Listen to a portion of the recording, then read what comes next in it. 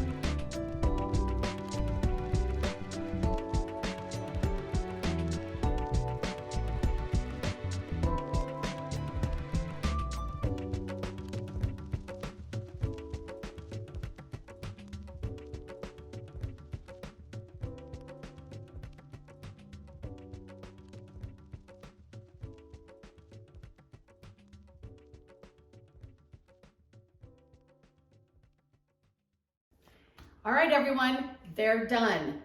All I can tell you is it was a huge project with a lot of paint, with a lot of pictures full of paint, and a huge mess in the garage. Luckily, I had a huge tarp, and my husband won't get mad because there's no paint on the floor of the garage. So anyway, they're done. This is one of them. I've also put the hardware on the back for my client. These are going to hang in her beach house, and I'm so honored that she'll have something that I made.